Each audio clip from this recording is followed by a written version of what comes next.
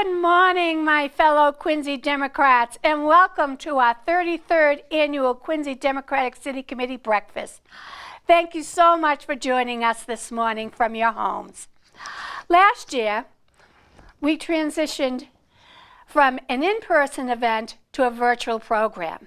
And this year, we've taken it up a notch and we are coming to you live in studio from Quincy Access Television. Thank you to QATV, and thank all of you for your continued support of the Quincy Dems. The theme of this year's breakfast is Quincy Dems, past, present, and future. We have prepared for you a wonderful look at our amazing history, a review of what the Quincy Dems are doing today, our plans for the future. For over 60 years as an organization, the Quincy Dems are still flourishing, with a focus on becoming even greater in the future. But first, I ask that you please rise from your kitchen tables and living room couches and join us in the Pledge of Allegiance, which will be led by Ward 2 members Nancy Delisle and Lindsay Buckholtz, children Nathan, Andrew, Claire, and Harrison. After the Pledge of Allegiance, please remain standing as our very own Norfolk County Sheriff, Patrick McDermott, will sing the national anthem. I pledge allegiance to the flag of the United States of America and to the republic for which it stands, one nation, under God, indivisible, with liberty and justice for all.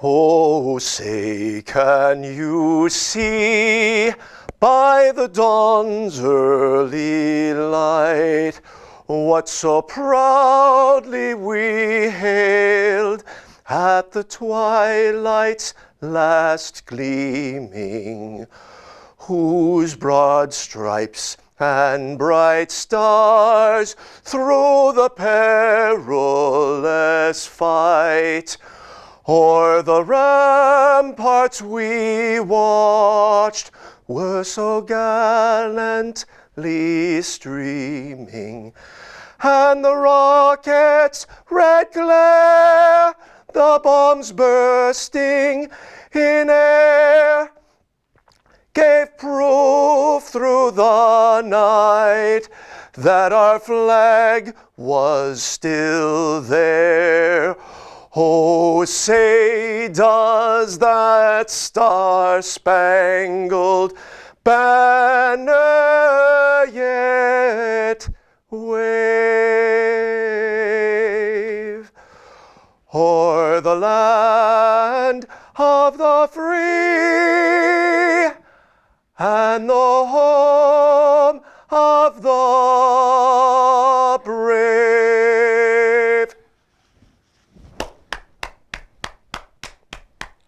Thank you, Alicia. Thank you, Patrick. Always awesome. You're always there for us. Pat has been my state committee man for many years, and he's a true and dedicated Democrat. So thank you very much. And I want to thank the kids, my grandchildren, Nathan and Andrew, and Claire and Harrison. You will lead us in the future. Since we're unable to be together again this year, we wanted to give our members an opportunity to say hello. Here are a few of our members now. Good morning, Quincy Dems. Bob LaRocca here. Thank you so much to Alicia, to Nancy, to the events committee for working so hard to put this together. I really enjoy being a part of this group, and I look forward to continuing to find ways to engage our community. Thank you. Hello, Quincy Dems. Hi, Quincy Dems. Hey, Quincy Dems. Good morning, Quincy Dems. Thank you for joining us.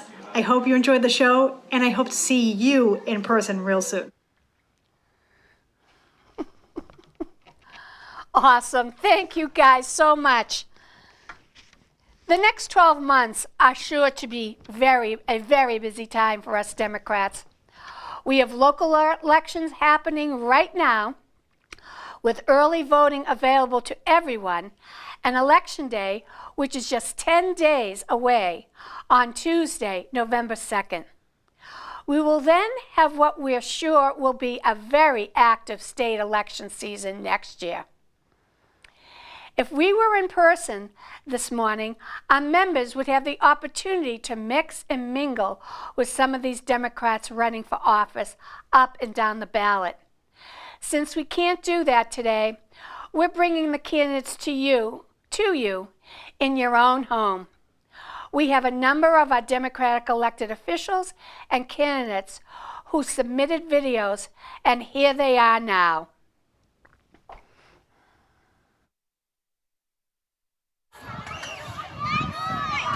Hi, I'm Liz Speakman.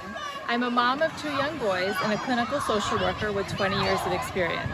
My dad built a construction company from the ground up while my mom worked in nursing and raised 5 kids. No one works harder than those 2. They taught us the value not only of hard work, but of giving back to our community. I believe in advocating for all of our kids, and that's what I'll do when I'm on school committee. If your child feels connected and a sense of belonging, all of our children will. How do we create that sense of belonging? Well, we need to attend to the social and emotional impacts for our kids. We also need to make sure that all students and families access information in their own language.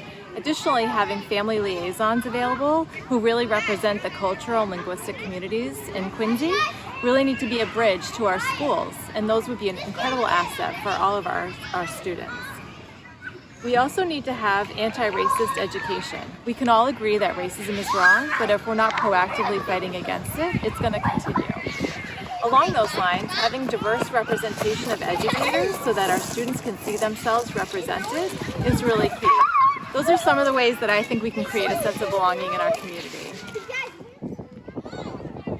I've been hearing from so many parents that their little kids in elementary school have to choose between eating and having recess, and we know that kids learn best when they eat and they also have time to play. So as a school committee member, I'll be advocating for sufficient time for the kids to have both. All right, good luck everybody. All right, thanks. Qualified, compassionate, collaborative. I'm qualified. I bring over 20 years of professional experience in mental health, helping people who experience trauma heal and become more resilient.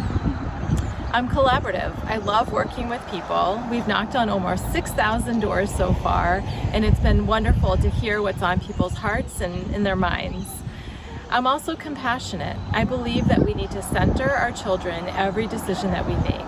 I have 2 little ones, and I know that all of their friends and their family have many needs that we need to pay attention to. As a fellow mental health clinician, there has never been a time where we needed trauma-informed people in that room making decisions about the wellness initiatives for social emotional development of our kids.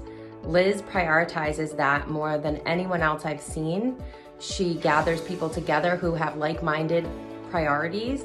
She's a mom of children in the schools, which really changes her lens to approach decisions that will directly impact not just the kids in the community, the kids at her dining room table. Please vote Speakman on November 2nd.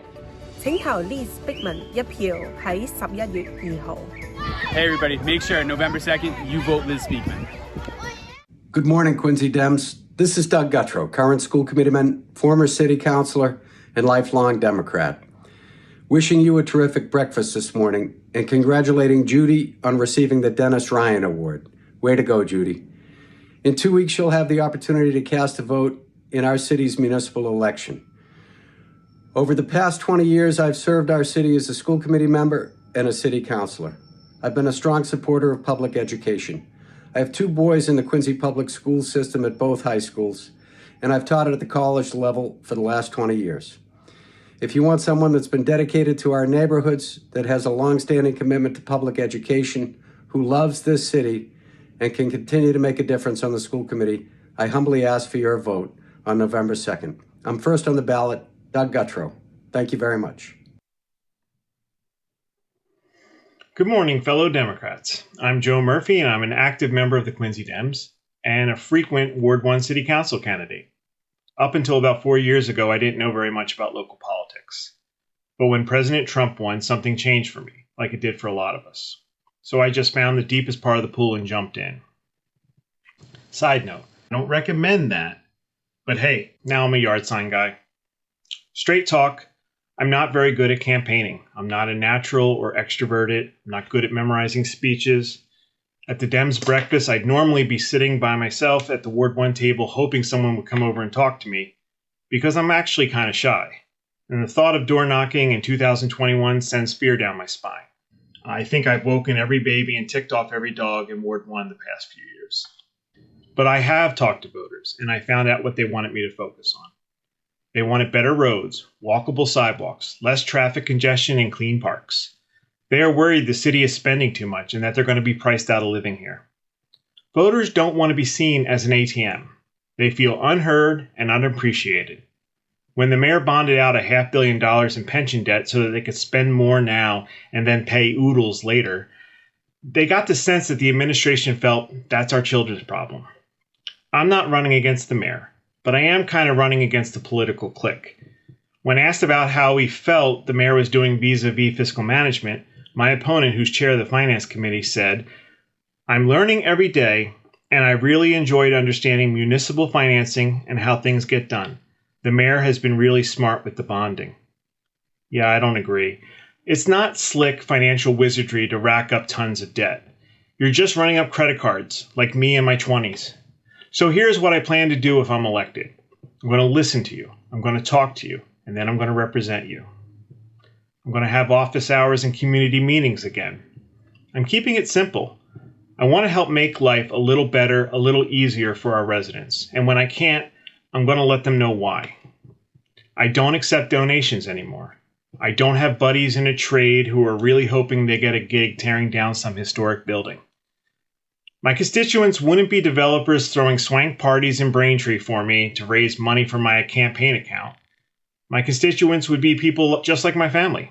Cheryl and I have kids in Quincy school and a house in Housenow. So I'm not a naysayer or anti-Quincy. In fact, my life is kind of invested in Quincy succeeding and being an awesome place to live. That means asking, how does this help Ward 1 residents? How does this help Quincy's people before every decision? And I don't think that's happening right now.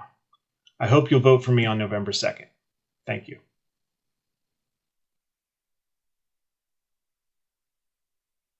Good morning, Quincy Democrats. We have so much to celebrate this morning about Quincy's past, present, and future. It reminds me of a poor immigrant who flees his home country in an oppressive government. With little money, he's forced to leave his wife and young children behind until he earns enough to send for them to follow. He comes to America with a desire for freedom and a dream of a better life for his children, filled with educational and economic opportunities. What lies ahead for this man is a lifetime of hard work, menial labor, low wages, in poor conditions. He settled on Penn Street in South Quincy. It was the summer of 1925, and his name was Carlo Palmucci, my great-grandfather from Italy. My family's Quincy story is not unique. It could have easily been 2020 and a man from China, Brazil, Mexico, or 1825 from Germany, Ireland, or really any other year from any other country. Because Quincy has always been a community that welcomes the poor, the hungry, and the hopeful with open arms. That's our past. That's the proud history of this city for so many generations. In our present, we face many challenges whose solutions will shape this city's future for generations to come. Perhaps none more important than affordable housing.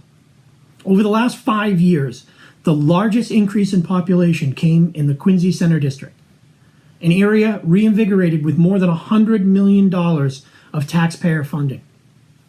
Now that economic rebound will benefit us all, but the housing built there, it doesn't. Between what's already built and what's proposed, we're looking at thousands of new units, with little to none being affordable. I ask you, fellow Democrats, how do you see our city's future? Will it be one where Quincy's an enclave of the wealthy, with housing too expensive for blue-collar workers and their families? with limited economic opportunity and where some neighborhoods are treated better than others and receive more city services? Or will it be one that honors our past and reflects the ideals we hold true? Justice, equity, inclusion, and opportunity for all. To continue to be a welcoming city that is affordable for a diverse range of incomes. That future takes work, and the fight is on. Without action, Quincy will become unaffordable for Quincy families, those families who've called Quincy home for generations. Change is inevitable, but we can shape that change to reflect the values of our community. How the city's future looks is very much on the line, and it's up to us to fight for it. I'm Brian Palmucci, the Ward 4 City Councilor, and I hope we can work together in the present to ensure that the proud character of Quincy's past is carried forward into Quincy's future. My name is Chuck Phelan. I'm the Ward 5 City Councilor. As a lifelong Democrat and a former chairman of the Democratic Party, I'd like to thank the Democratic Committee and all the rank and file for continuing this great tradition and going into the 33rd year of the Democratic Brunch. I was on the original founding committee 33 years ago. To see the event becoming what it is, it's truly a great thing. And also in the times we're in a pandemic, to be able to do it virtually, I congratulate the committee for putting this together. I'd also, as a former Dennis Ryan Award winner, I'd like to congratulate Julia Capabianchi for winning the award. Truly a deserving award recipient. So it's great to see these great traditions continue to go Democrats. And I'd also like to remind everyone not to forget to vote on Tuesday, November 2nd. Thank you. Good morning, Quincy Dems. Happy 33rd annual breakfast. I am also 33 this year, so 33 is a good number. I look forward to this breakfast every year, so I'm super bummed that I can't see you all in person and give you my hugs, but I do want to shout out and thank Nancy for giving me this opportunity to send my greetings in a virtual space. I want to share with all of you that I've been immersed in Democratic politics for quite some time now. And I want to say that every time I connect with somebody, whether it's on the local level, all the way to the national level, whenever I tell them I'm from Quincy, the response is always the same. It's always raving about how much we've gotten on the map now and how much we've progressed. And people want to know who the stakeholders are. People want to know what issues are important to us. And they care about what's happening here in this city. And this type of magnetism that's happening here, I believe, would not be possible today had it not been for every single one of you who have served or are currently serving on the Quincy Democratic City Committee. I'm not being hyperbolic when I say that, and I express that to say that all of the efforts you've put into bringing people in the community together, to making sure that we have events to connect us, to making sure that we have opportunities to speak up and make our voices heard, all of those efforts have created the space that we're in now. Our voice here in this city matters, not just on the South Shore, but statewide and nationally. We have this platform because of the commitment and service of every single one of you. So from the bottom of my heart, I just want to say congratulations on all of your successes over the years, and a deep, deep, deep thank you to all of you for creating this path for us to move forward in and be of service and to operate in this space. There's one person in particular who's done this work over the years, and I cannot think of anybody better suited to be honored here for that kind of work this morning than you, Judy. For you to set an example for all of us, for you to share your resources and your knowledge and your time with all of us. I cannot thank you enough. But again, congratulations on being honored here this morning. And the times that we are in, we need leaders like yourself to look to as examples on how to best serve and make sure that our voices are heard. And I just want to say thank you for your advice, your guidance, your smiles over the years. And I cannot wait to see you in person so I can congratulate you in person and give you a big hug. Lastly, I just want to remind folks that all politics is local. Our local elections are coming up on November 2nd, and I am on the ballot for re-election, so I respectfully ask for your vote then. I've had the honor and privilege of serving all of you these last 6 years, and I want to continue to serve my hometown in the years moving forward. And so I respectfully ask for your vote on November 2nd so I can continue to do this job. And hopefully I'll see all of you in person soon, hopefully before then, but if not, definitely next year in person. It'd be great again to see all of you, give you my hugs, But thank you all again for what you do for all of us. And truly from the bottom of my heart, keep it up. Take a moment to pause and congratulate yourself too, because you've really brought us a long way. If it weren't for the Quincy Democratic City Committee, we wouldn't have the voice and the platform that we do as residents here. So thank you so much for all that you do, and congratulations again, Judy. Good morning, Quincy Democrats. I want to thank you for the opportunity to speak to you virtually this morning. It's an honor to serve as one of your state representatives on Beacon Hill, and I appreciate all your friendship and support. I want to thank my friend Alicia Gardner, chairwoman of the Quincy Democratic City Committee, for all her leadership, particularly during this pivotal time.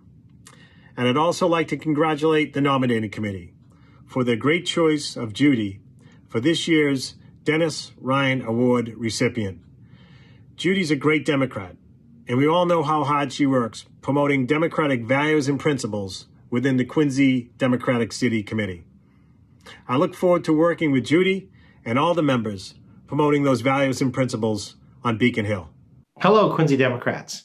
If Alicia hasn't said it already, my name is Taki Chan. I'm one of your 3 state representatives. And I'd like to start by congratulating Judy Capobianchi for receiving the Dennis F. Ryan Award. The Dennis F. Ryan Award is given to a Quincy Democrat who has demonstrated extraordinary service to the Democratic Party, helping Democrats get elected, but also help participate in forming the Quincy platform as well as the state platform for the Democratic Party. I always tell people that public policy comes from the ground up, not from the top down. And it's up to all of us as members of the Democratic Party and the public at large, to be honest, to help form our platform that helps all of us, not just some of us. And we're living in a world today where it seems like some of us are more important than all of us. The theme is the past, the present, and the future. That is today's theme. And I tell folks all the time, we have to learn from the past and, more importantly, be respectful of the past. It's from past Democrats to learn about how things are today and largely shapes and helps me decide about tomorrow. Learn from the past to understand today and decide how best to bring us a better tomorrow. This past year and a half has clearly been tough on all of us. We have a pandemic that continues, the most strange and challenging and amazingly odd election cycle in 2020. And in this election, none of us thought we'd live in our lifetime.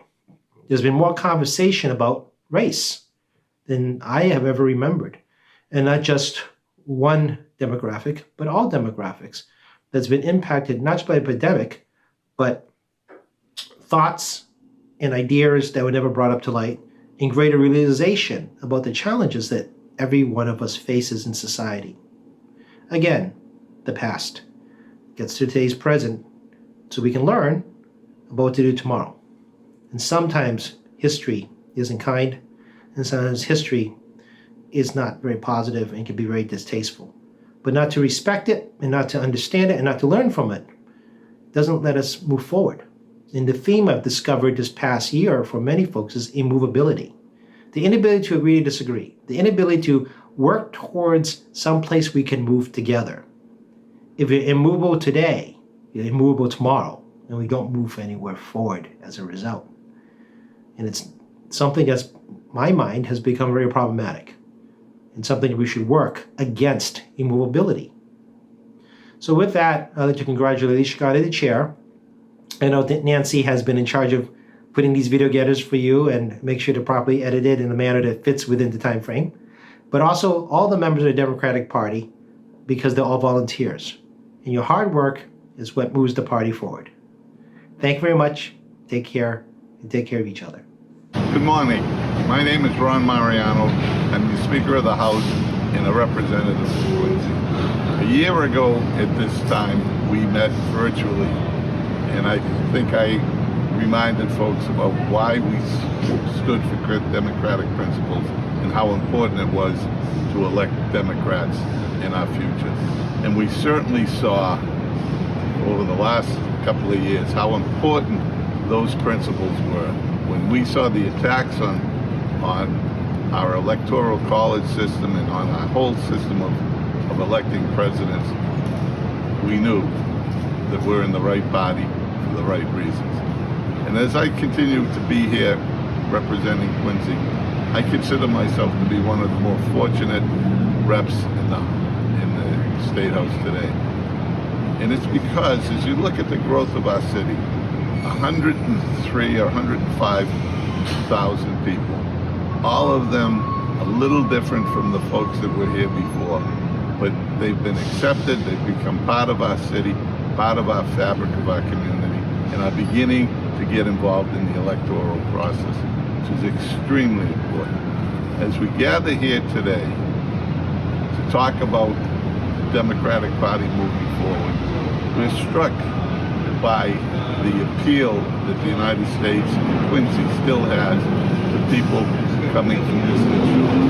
They come here because they understand how important it is to be free in a free society. And we will continue to strive to that. I want to thank Alicia and everyone else who's put together this breakfast to keep it going.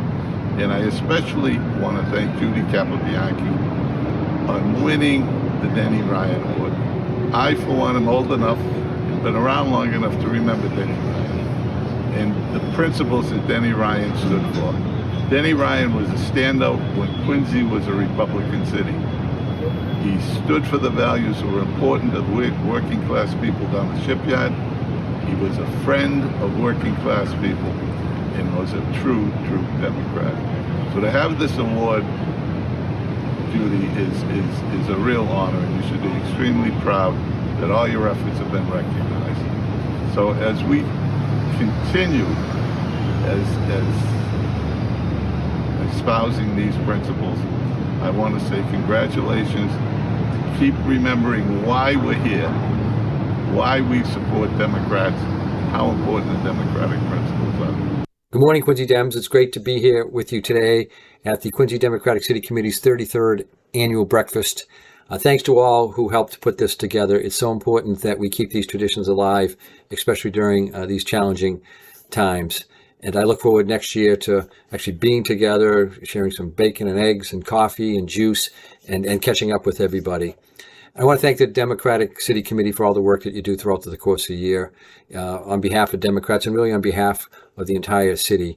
The work is great, and obviously the cause is worthwhile, and you so well represent the values of the Democratic Party, so thank you. And then obviously congratulations to Judy on being named the Dennis F. Ryan Community Award recipient this year. Judy, you are always there for your friends and your neighbors, and you're always there for Democrats, standing with them, standing by them, advocating for the democratic principles and ideals.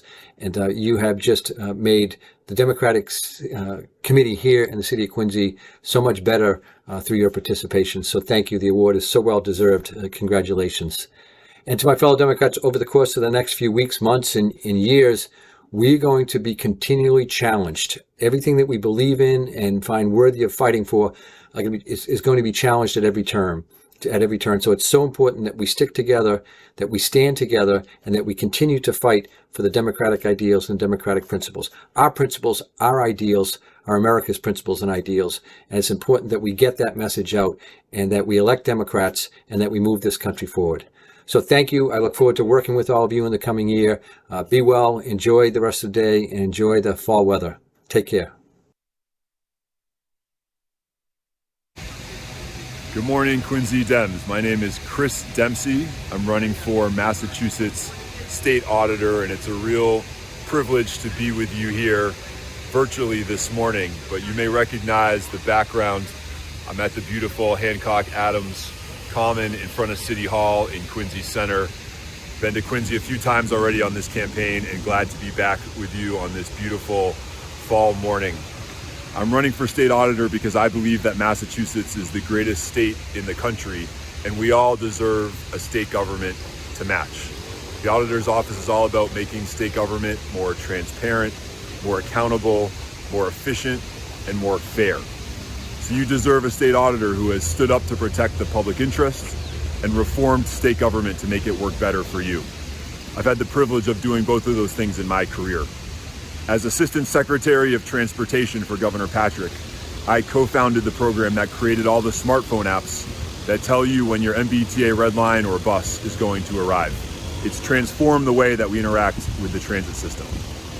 And as the co-founder of No Boston Olympics, I stood up against some of the most powerful and wealthy people in Massachusetts who were pushing a $15 billion Olympic bid that was going to leave you as taxpayers holding the bag for 100% of Olympic cost overruns. We've got a lot of needs in this state for public schools, public transportation, housing. It made no sense to spend $15 billion on a 3-week sporting event.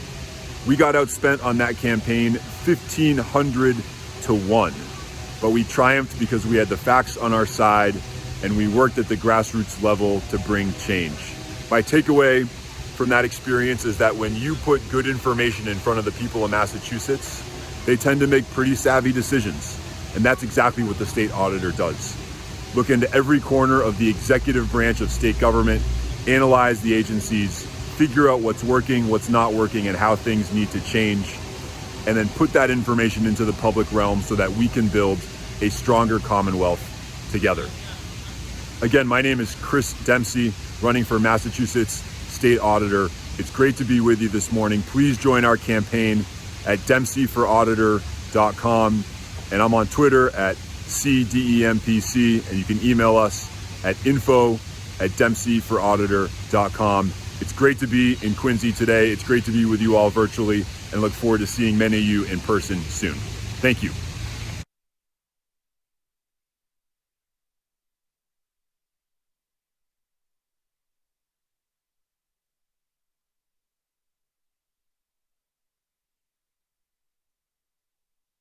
Good morning, Quincy Dems. My name is Diana DeZoglio, and I'm a state senator from the Merrimack Valley. I was born to a 17-year-old single mom in Methuen, moved back and forth between Methuen and Lawrence throughout my childhood, depending on where my mother could find work as a young nurse's aide, ended up going through the public school system here and then going off to community college, where I was able to obtain an associate's degree that was affordable thanks to our state's investments in families like mine. I then ended up earning a seat at Wellesley College, but was only able to attend because of a scholarship. The investments others made in me inspired me to invest back. I worked for various community service initiatives throughout the years in the hopes of making a difference in my community. And through those efforts, I was offered a job at the State House, and I took the job to continue that good work. But during my short time on Beacon Hill, I was sexually harassed there and subsequently dismissed because of that harassment. And in order to collect a standard severance package upon my departure, it was required that I sign a taxpayer-funded non-disclosure agreement that prevented me from telling anyone about what I had seen and experienced on Beacon Hill. But I didn't let them get rid of me or keep me quiet, and I didn't leave government like they told me to do. I instead decided to run for state representative myself, and a little over a year later made my way back into that same chamber as the youngest woman serving in the House of Representatives at the time. And when I got elected, I took that responsibility very seriously, and I knew it was incumbent upon me to take what I had learned through my experiences to help and fight for others in our communities who've also been ignored or dismissed by a system that just isn't working for all families in Massachusetts the way that it could and the way that it should. I fought to ban the use of taxpayer-funded non-disclosure agreements, which I'm so proud to say the Senate's been able to pass significant reforms on. But we continue to be stonewalled by this administration.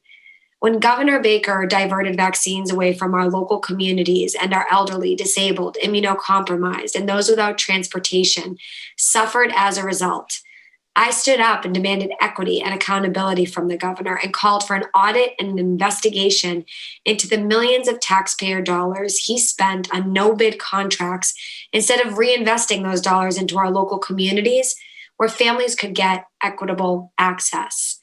When we found out that the governor had told falsehoods about what really caused the Holyoke Soldiers' Home tragedy, I stood up and called for a full investigation because the families of those who lost loved ones deserve justice. When the governor continued to contract with McKinsey Consulting, who's being sued by our own attorney general for assisting Purdue Pharma in covering up the opioid crisis, I again stood up and called on the governor to stop contracting with a company who's proven to abuse the public's trust. As state auditor, I won't need to keep calling for audits and calling for investigations. I will investigate and I will audit these matters and more to hold the administration accountable and shine a light in the dark areas of government. Sunlight is the best disinfectant. I know you all agree. I hope to have your support. Thanks so much for having me today, Quincy. Hi, Quincy Dems. Obviously, I would prefer we were all together, and I do look forward to when we can be together again soon. I want to thank each and every one of you that despite the pandemic, you've stayed the course and continue to fight for the values we all share. I have always taken the promises I made to you seriously and continue to build upon what I promised 8 years ago. I've led on wage equality and now have the most diverse office in state government. My team and I have built programs through public-private partnerships to help ensure economic security and opportunity for everyone. Our Baby Step Savings Plan, a seeded savings account for every baby born or adopted in Massachusetts, has exceeded our expectations despite the pandemic getting in the way. And we have had financial literacy programs for kids, veterans, helping seniors avoid frauds and scams while educating almost 50,000 high school students. COVID showed us we need to do even more. So we filed a bill asking the legislature to require financial education in the schools. Everyone needs to learn how to save and plan, and most importantly, avoid crippling debt. All across Treasury, my team has gotten the job done. Unclaimed property, led by our very own Quincy Dems board member, Mark Bracken, got even more money back to rightful owners. Vets benefits help get additional benefits for vets and service members to those putting in extra time during COVID. Clean Water is testing water in schools and providing water bottle filling stations all over the state. And my Office of Economic Empowerment has online programs to help people, such as Money Talk Tuesdays, free webinars you can sign up for on the Office of Economic Empowerment website. And nationally, as chair of the country's Democratic treasurers, we help frontline workers get PPE, hazard pay, and paid time off, while also going after fossil fuel producers. There is still much more we can all do to ensure the future we all want. To rebuild our economy, it must include everyone, and I mean everyone. We must have access to quality childcare for every family and need to counteract the she-cession and get everyone back to work and at good pay. And once and for all, climate risk must be addressed, something that my fellow Dem treasurers and I will continue to be fighting for and collaborating with people all over the country. With activists and friends like you, I know we will get the job done. So I do hope I get to see you all in person soon. And I want to thank you for your passion, your commitment, and for having me here today. Hi, Quincy Democrats. I'm so happy to be speaking to you for the 33rd annual Quincy Dems Breakfast.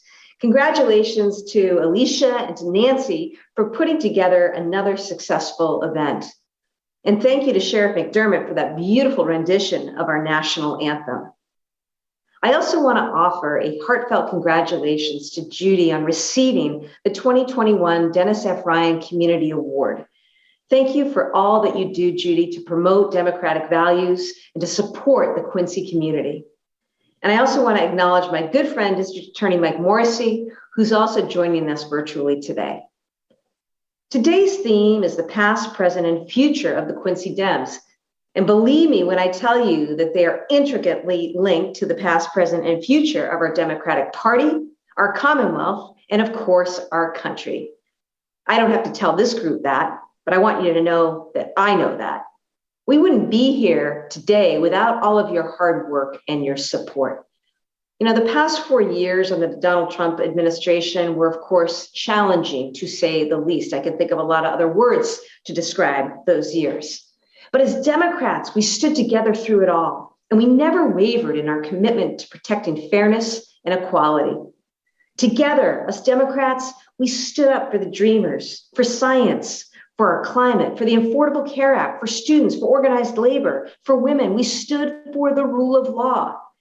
And last year, because of those doors you knocked and those calls that you made, we finally sent Donald Trump packing and flipped both the presidency and Congress to Democratic blue.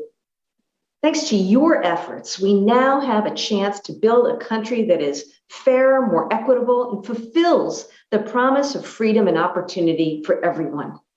In the Attorney General's office, your office, we're doing that by taking on some of the most powerful institutions in this country on behalf of the people of Massachusetts.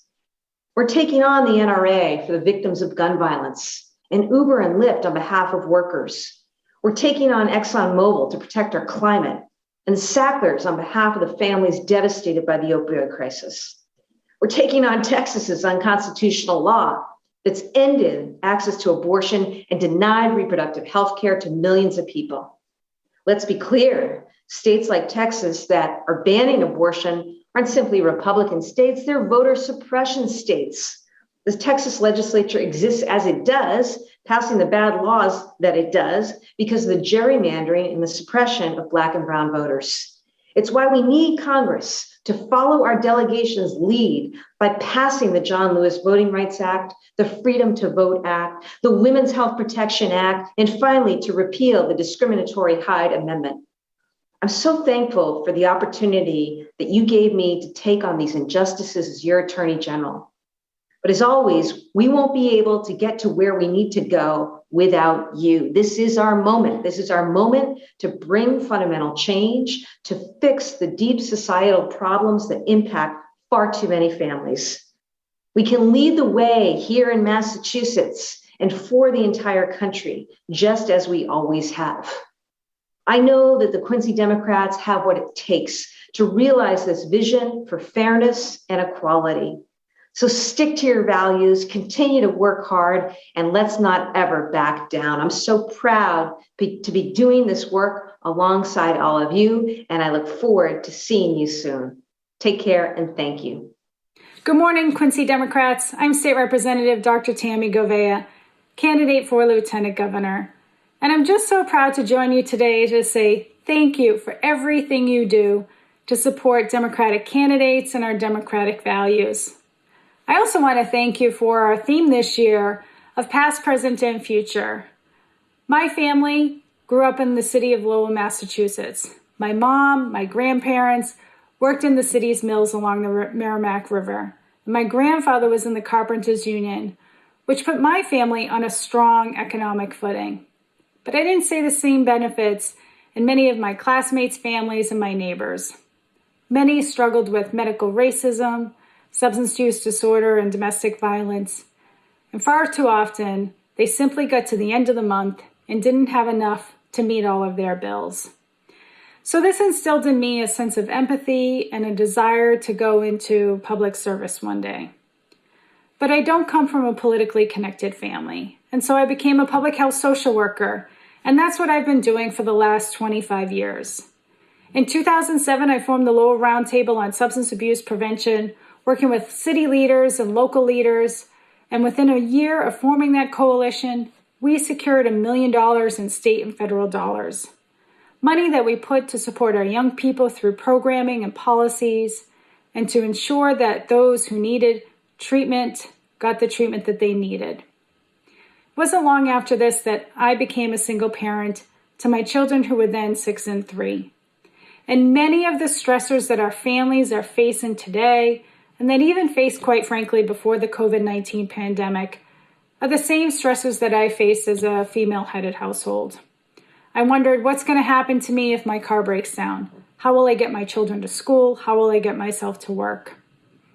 How am I going to meet my bills? How am I going to survive and provide nutritious meals on $60 on my grocery bills?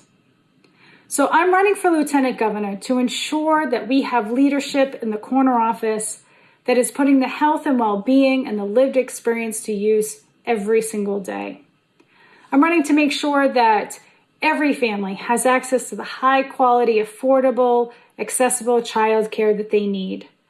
Debt-free higher education so that young people can choose to go into fields, such as social work or teaching or nursing, without being saddled with debt. Addressing our climate crisis, the catastrophe of our climate is upon us already. Ensuring that people have access to affordable, humane housing and reliable transportation. I am running for Lieutenant Governor to be a bridge between the corner office and the people in every single part of our state. I look forward to working with you. I look forward to earning your support and your vote. You can reach out to me at tammygovea.com. I look forward to hearing from you, and I just wish you a great day, and thank you again, Quincy Democrats, for everything you do. Take care.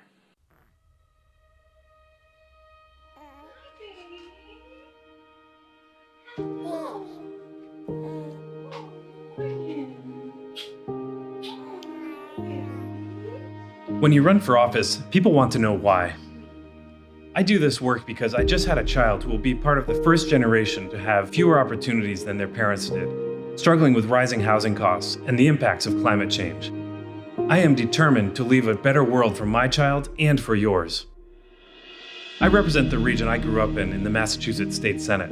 Before that, I worked for the United Nations in the Middle East for nearly 10 years. In Iraq, I was a team leader in negotiations over disputed territories. In Jerusalem, I worked on the Middle East peace process, including multiple Gaza ceasefires. In Syria, I worked with former UN Secretary General Kofi Annan on a ceasefire, and later to remove Syria's chemical weapons program. I saw the importance of correcting historic wrongs, and I learned what we can get done when we bring people together, even when they seem their most divided. I brought these lessons with me when I joined the State Senate, where I represent a large and diverse district the size of Rhode Island. The journey across my district and the state highlights our vast potential and our strong connection as a Commonwealth. The pandemic showed us vulnerability in one neighborhood makes us all vulnerable. In Pittsfield, before joining the Senate, I started a program to combat youth violence, grappling with the consequences of generations of racial injustice. It is past time to actively change the policies and budget choices that have led to different income, education, and health outcomes by race. In the Senate, I have worked to make the state economy stronger by linking us all through transit and critical infrastructure, including bridging the digital divide. Similarly, pollution and carbon emissions in one part of the Commonwealth impact climate change and air quality everywhere. I have worked to promote natural carbon sequestration and reform public utility proceedings when a pipeline took our protected lands. I created a new budget item for schools neglected due to low and declining enrollment to ensure kids have access to quality education regardless of their zip code.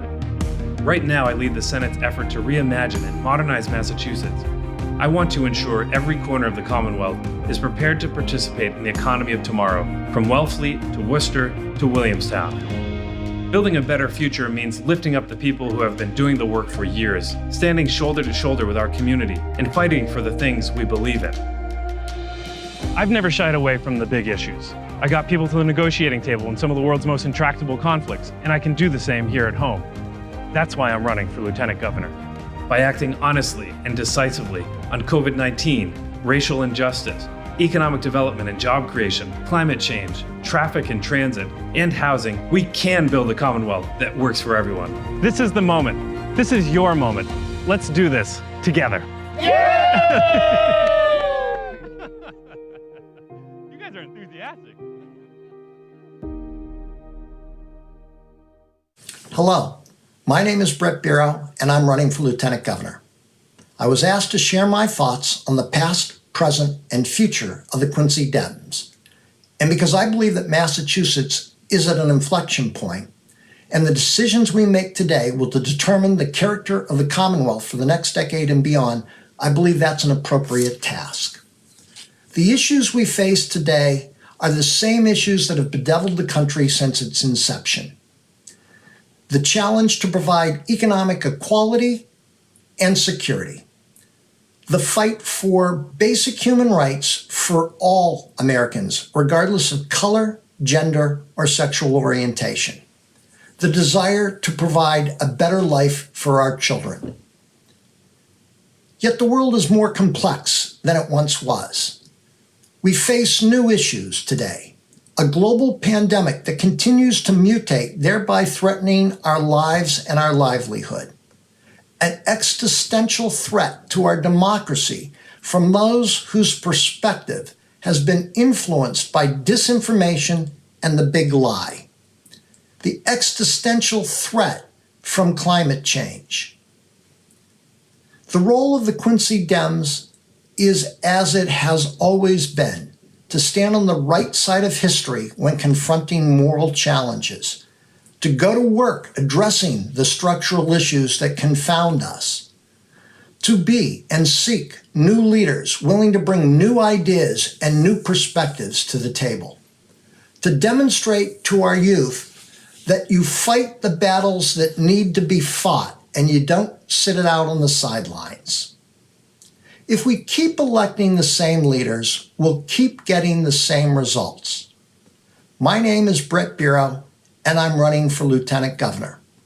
I bring a new perspective based on my experience in local town government, as opposed to the State House, from which we already have plenty of experience. From being a small business owner who's been willing to invest in Massachusetts and create jobs, and therefore knows what it will take to help our communities and small businesses dig out from the pandemic and return to prosperity. My name is Brett Bureau, and I'm running for Lieutenant Governor because I believe in a better tomorrow. Thank you. I appreciate your support. My name is Ben Downing. I'm a native of Pittsfield, a former senator from Western Mass, a clean energy business leader, dad to 2 toddler boys, husband to Michaela, and these days a proud resident of East Boston. I'm running to be your governor because I believe Massachusetts' future is limitless, but I know that our time is not. And for too long, the political power in this state, Democrats and Republicans, have acted as though we have a surplus of tomorrows. Like you all, I didn't need COVID to show me that wasn't the case. We gather here today in Quincy to celebrate the work that you all have done, that Quincy Democrats have done in the past, now in the present, and in the future. And as Democrats across Massachusetts, we have reason to celebrate the work that we've done in the past. Massachusetts Democrats led the way in this country in saying that healthcare is a human right and that we will work to provide universal healthcare to everyone. The work there is not done, but it began here in Massachusetts, and it was Democratic leadership that made it possible. It was Democratic leadership in Massachusetts that made sure that we did not write hate into our Constitution, that love was love, and that marriage equality would be the law of the land. That work, that organizing, that started here, that happened here, that was led by Democrats here in Massachusetts. And as we take on the challenge of climate change, we know the climate and clean energy revolution began here in Massachusetts under Governor Patrick's leadership. We have reason to celebrate our work in the past, but our work in the present is unfinished, and it will define the future that we pass off to my sons, Malcolm and Eamon, and to a future generation of residents of this state. Will they talk about the work that we did once and were unable to bring ourselves to do again? Or will they say that here in this moment, we set forth the path to build a clean energy economy, a fair economy that works for everyone, everywhere? Or will they say that this was the moment that we resigned ourselves to sea level rising, to inequality rising, to racial injustice going unaddressed?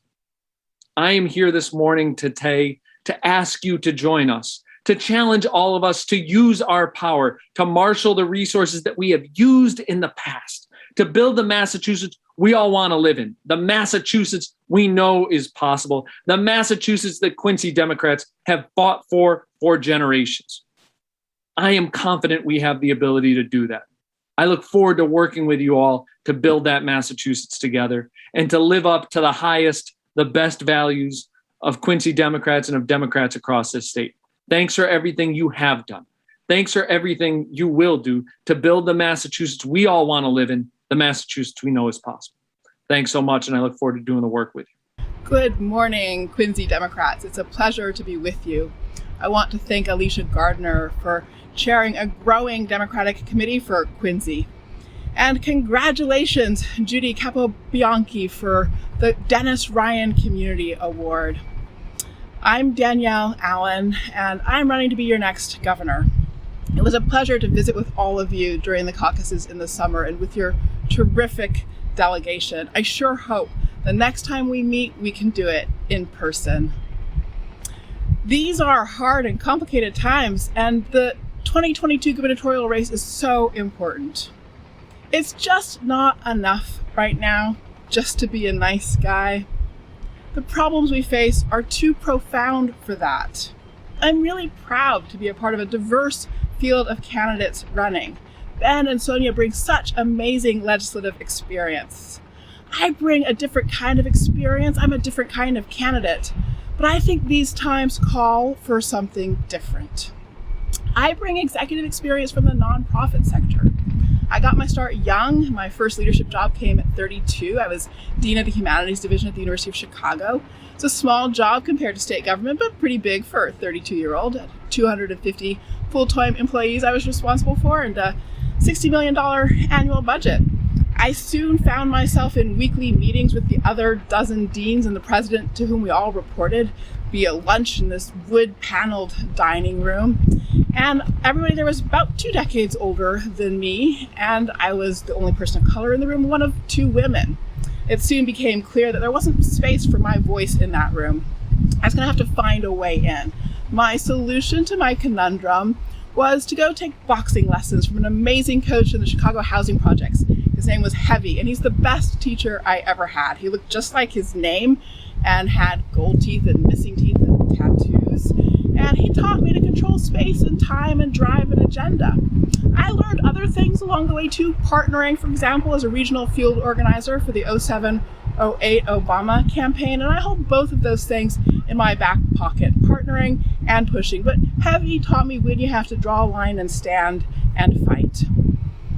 So here we are now in Massachusetts with a lot of work in front of us. Those lessons Heavy taught me meant that back then at the University of Chicago, that 32-year-old Black woman got done what she was sent to do. And now we Democrats have a lot of work that we're meant to do too. We got Joe Biden elected, that's great, but there's so much more to do. Here in Massachusetts, from visiting with people from Quincy to North Adams, Worcester to P-Town, I find we're living in a split-screen economy. Some people are really prospering, others are really struggling. It's time for us to do something about that. It's time for us to build a movement to knit ourselves together into one Commonwealth. Let's get started with housing. Who can study well without a roof over their head? Who can keep a job down if you can't live close enough to get there efficiently and comfortably? Who can keep a business afloat if you can't hire folks because they can't find a place to live? It's time for us to make sure that we have affordable housing all over the Commonwealth in every community. We need everybody to pitch in. So we released our housing agenda a couple of weeks ago. Check it out on our website. We are calling for zoning reform and right to counsel for tenants and rent stabilization and investment in first-generation homeowners. There's a lot of work to do. We talk to homeowners and renters all over the Commonwealth. We talk to nonprofit leaders in the housing space, but we need to hear from you. I hope you'll share your thoughts with us. At the end of the day, it's your imagination, your dreams, your desires that decide whether or not we transform our Commonwealth. Thanks so much. I look forward to being with you in person before too long. Good morning, Quincy Democrats. It is good to be with you today. I'm Sonia Cheng Diaz. As many of you know, I'm running for governor. Now, I understand your theme for this breakfast is the past, present, and future of the Quincy Dems. I love this theme because it is right at the heart of the big questions we need to be asking as a whole state and at the heart of why I'm running for governor.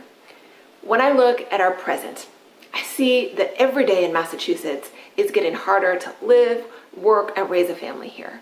And that's why I'm running for governor, because we have been telling working families to wait for too damn long for real, meaningful change on these problems. The fire that I bring to this race comes from my past. Working as a teacher in another gateway city, not too different from Quincy, the city of Lynn. Every day coming face to face with the way that the gap between have and have not communities and Beacon Hill's willful inattention to that gap. Every day seeing the way that that gap narrowed the life choices for my students in Lynn. Or it's also coming from what I've witnessed over the past 12 years as a state senator, many of them sitting right next to your local senator, Senator Keenan, fighting like hell for working families. Over those 12 years, I've seen both that we can win major wins, like K-12 funding reform. That's going to be transformational for our communities. And I've seen that these kind of transformational changes are too often the exception rather than the rule. We've still got too many people in government who are more concerned with holding on to power than doing something with it, most especially our governor. And that's why it is getting so hard to live, work, and raise a family here. We've got some of the fastest growing student debt, some of the worst congestion in the nation. I'm running to change that because I have seen transformational change happen before in our state house. I know that we can overcome the wealth divide in our state by investing intentionally in economic mobility. We are a state that should be leading on voting rights and health equity and decarbonizing our energy use and building a 21st century transit system. We can close the racial wealth divide in Massachusetts, rebuild the middle class, and make it so that our young people's economic fortunes look better and not worse than their parents. Quincy Democrats, if that's the kind of future you want to grab with both hands, one that is worth rolling up your sleeves and fighting for, I'm asking you to join me. You can sign up at soniachengdiaz.com. In the meantime, I hope that you guys have a great breakfast, finding joy and a recharge of energy in gathering together as Democrats. And then let's take that energy and get out on the campaign trail and build that future that we all hope for our kids. Good morning, Quincy Democrats. I'm Senator Ed Markey, and I am just so glad to be celebrating the Quincy Democratic City Committee's 33rd annual breakfast with all of you this morning.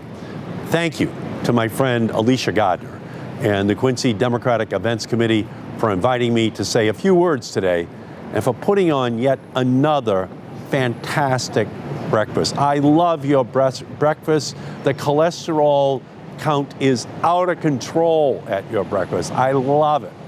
And I'd also like to give a special shout out to this year's Dennis Ryan Community Award recipient, Judy Capobianchi, a staunch Democratic activist from Ward 6 who has gone above and beyond the call of duty for her community time again and again and again. Last November was the most important election of our lives. It tested the strength and the institutions of our very democracy. A majority of Americans decided that the 4 years of chaos and destruction that was the Trump administration was more than enough. Democratic voters and activists sent Joe Biden and Kamala Harris to the White House. And they also gave Democratic majorities in the House of Representatives and the United States Senate to the Democratic Party.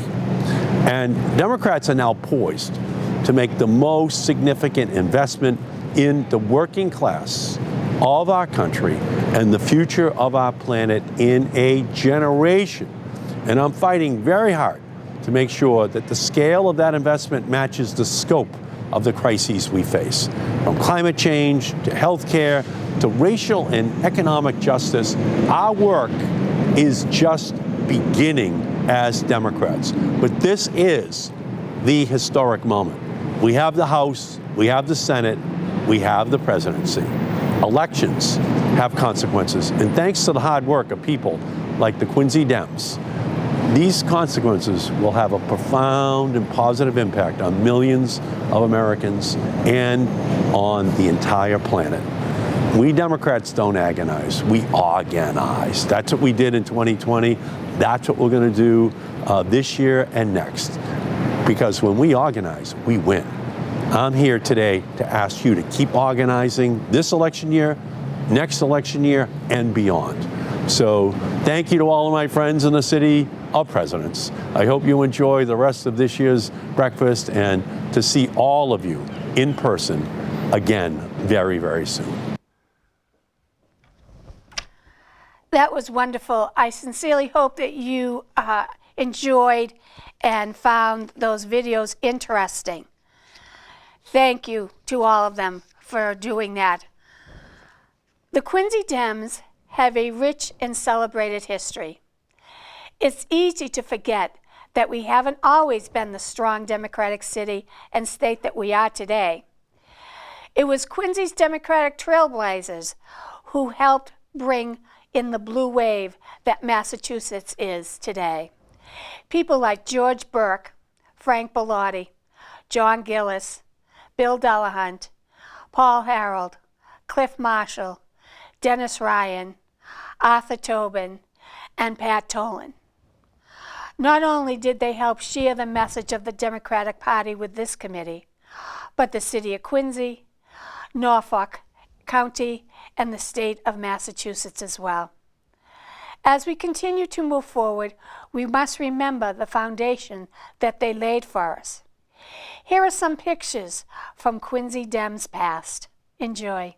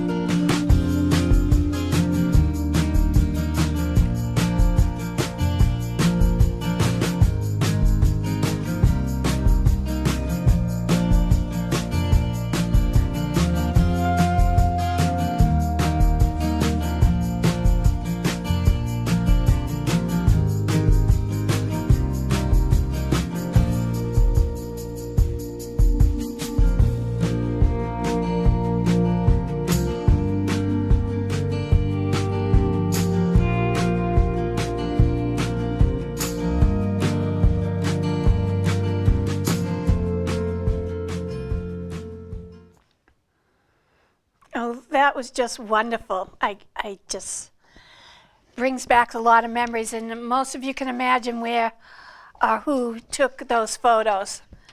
So I hope you enjoyed that. We also must now remember our amazing trailblazers who we sadly lost this year. Our former Vice Chair, Archie Wahlberg, and former Chair, my aunt, Alicia Coletti. To say that this committee in this city would not be what they are without Archie and Alicia would be an understatement.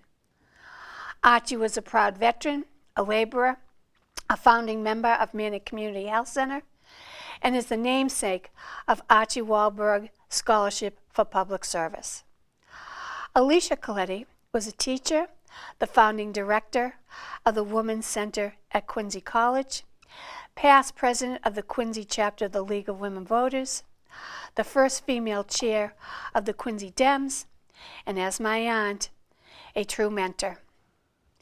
Archie and Alicia will never be forgotten by this committee. We thank them for their service. May they rest in peace.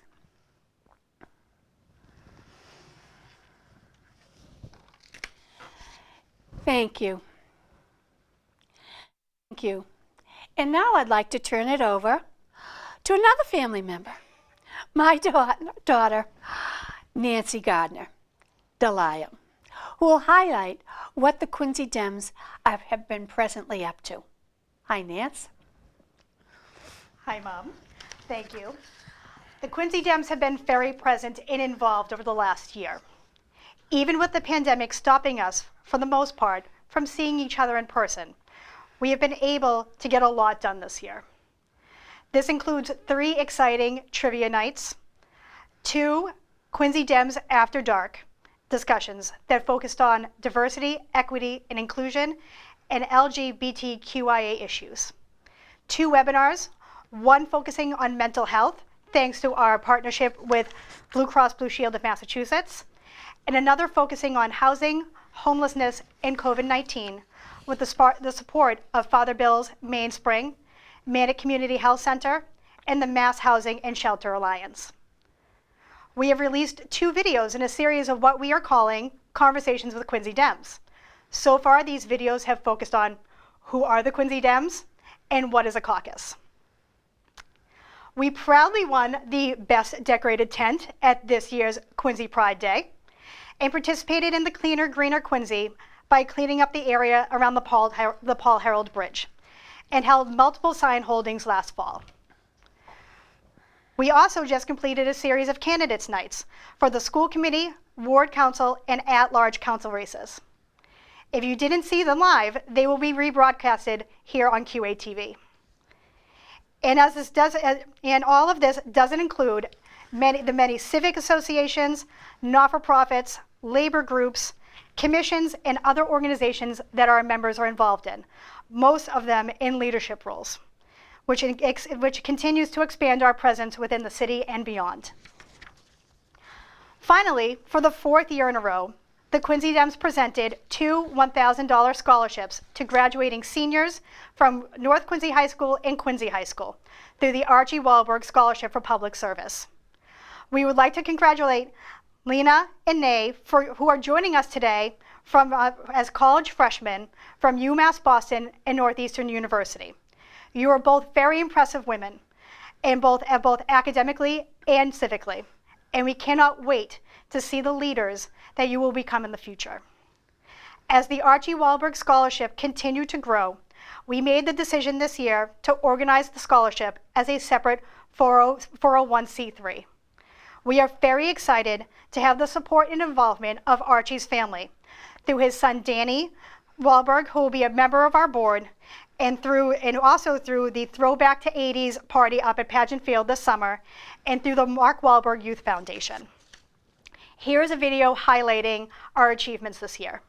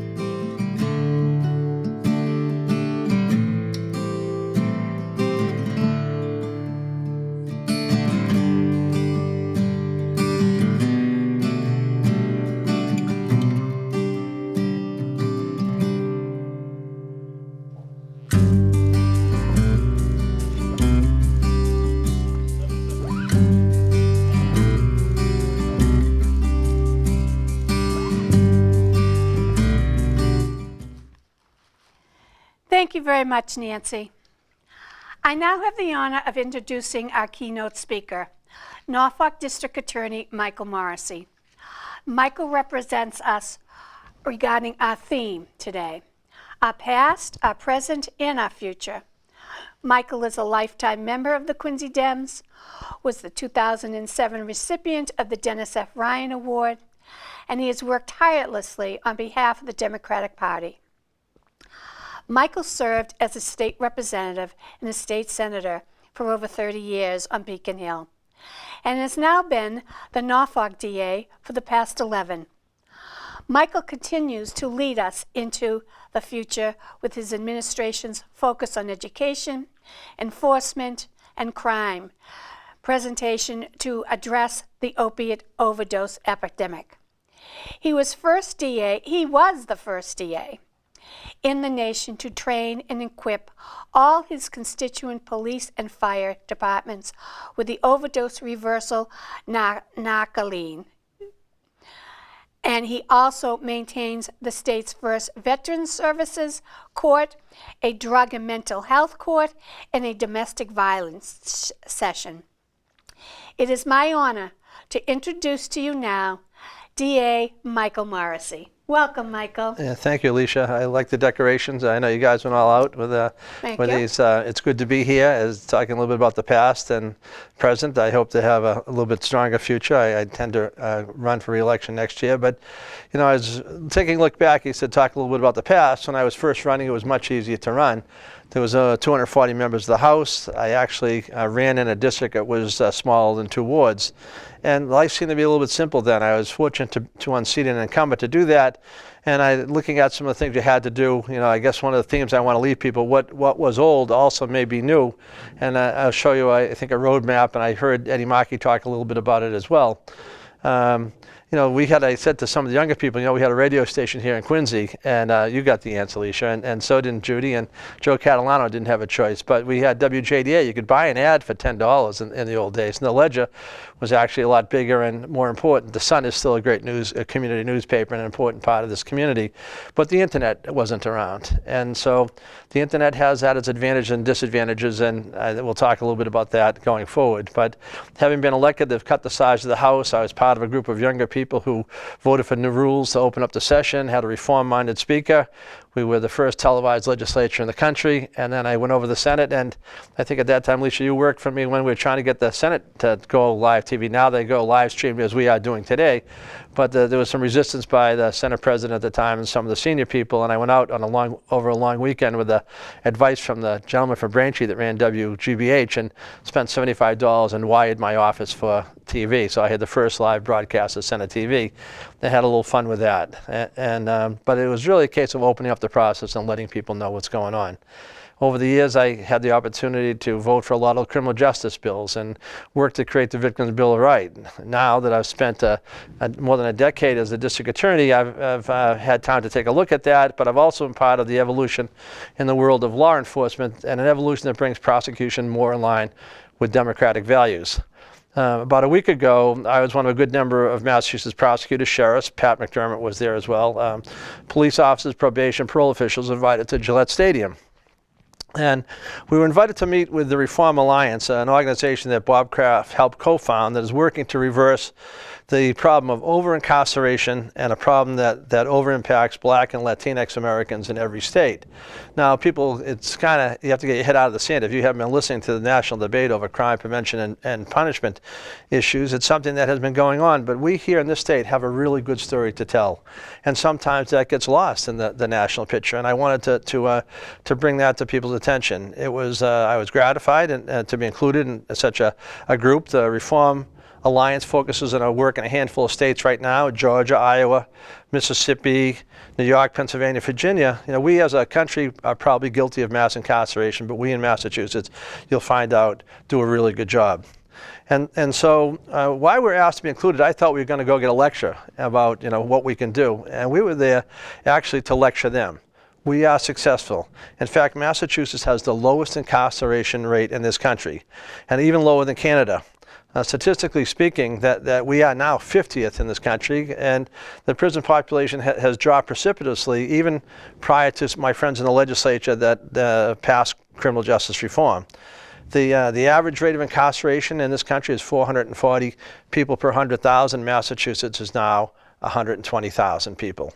And places like Texas, Louisiana, Mississippi are upwards of 719, 704, and 619 respectively. Those are problems, and those are the concentration.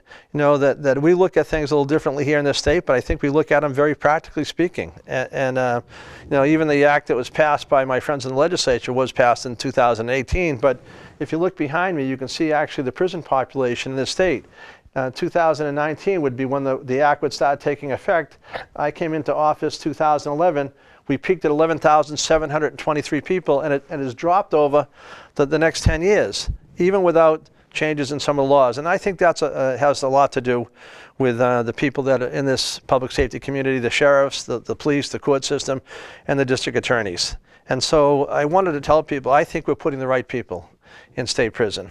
And right now, at the meeting with Bob Kraft, the Commissioner of Corrections was there, and I said to the Commissioner Mucci's been a 34-year employee of the department, "What's the population look like, Commissioner, these days?" She said, 10 days ago it was 6,100 people. That's almost as low. The lowest period of time that we could find was in the mid-'80s, before the tough on crime period of 5,600 people. And so when you take a look at our prison population and what's been going on, it's important to take a look that 41% of the people that are currently serving a sentence in the state prison system are there for a life sentence. 14% of them are first-degree murderers. The other 27 are either second-degree or have committed such heinous and violent crimes as violent rapes and kidnappings. And our drug population, and people often talk about don't incarcerate non-violent drug offenders. Let's make it clear. The people who are in the state prison system that are serving a drug sentence, which is 50% of drop from the time I took office till now, are the dealers and the traffickers. Bad people doing bad things and poisoning our young people. And we did a study about 4 years ago who these people are, the so-called drug offenders. Well, they represented 43 arraignments per average. They're no strangers to the criminal justice system. They're the right people to be in the state prison system. And each district attorney has different priorities, 11 of us geographically, and Alicia, you pointed out that we spend a lot of time dealing with preventable deaths, and still overdose are the largest single cause of death that we see in the district attorney's office, followed by a motor vehicle homicide, one every week in this county, part of it because of the roadway network. But we still have managed to do some things right, and the Reform Alliance came to talk to us, all of us, because Patrick has some great reentry programs, keeping people from recidivism, and we do a lot of diversion, and we've extended the diversion program. I've increased the amount of community coalitions that deal with drug education and try to get the word out. So our juvenile programs have been going very well. Warrant dismissals, we cleaned out old drawers and files of thousands of warrants. If anybody ever had a case involving Zias or Bradleys, well, that's gone. And so aren't they, by the way, in case anybody hasn't realized it. And there's another, the legislature did pass an opportunity for people. There's some crimes that are no longer crimes. It was a crime to be in the presence of a hypodermic needle, and there are other crimes on the books. Even now we've changed the marijuana laws. So we've got rid of all old cases, so people aren't going to get picked up needlessly on warrants that are years old. But also, we're the first district attorney's office in the state to hold a seminar for the Bar Association, the defense attorneys, and the courts to tell people how to get their records expunged. Clean up someone's record, because it could affect their ability for employment opportunities, education, and other benefits. So if someone has a record they want to call us, we're happy to talk to them to see whether we can help clean it up, and especially if it's no longer a crime, that's much easier to do. So when the Reform Alliance came here, we had a great story to tell. We're the lowest. We do a good job, and I think that's something that Democrats in this state and across the country can learn from. Violent crime has not gone up precipitously. Even though the population has gone up, our crime is still down. We do very well here in this Commonwealth. Now, I would like to say just a brief note on some of my friends in the police community, and I talk particularly about police shootings because as a district attorney, I have to determine whether they're justified or not. We are one of the lowest rates of police shooting in the country, and I think that's a credit to the education, the training, and the experience that many of our officers have. I'm not suggesting that we don't have some problems, and we shouldn't be talking about them. That's not what I'm saying at all, is that we can be and are a leader in many of these areas, and we should take credit for that. And as we move into the future, talk about even mental health clinicians. Most people don't know when people start about defunding police, I like to think that they mean give police the resources they need to do the job. Quincy police have been a leader. They've had a mental health clinician riding with them before my time as district attorney. We've spread that program out to other communities. So having mental health clinicians is nothing new to us. And when people talk about that, that's been going on for a long time.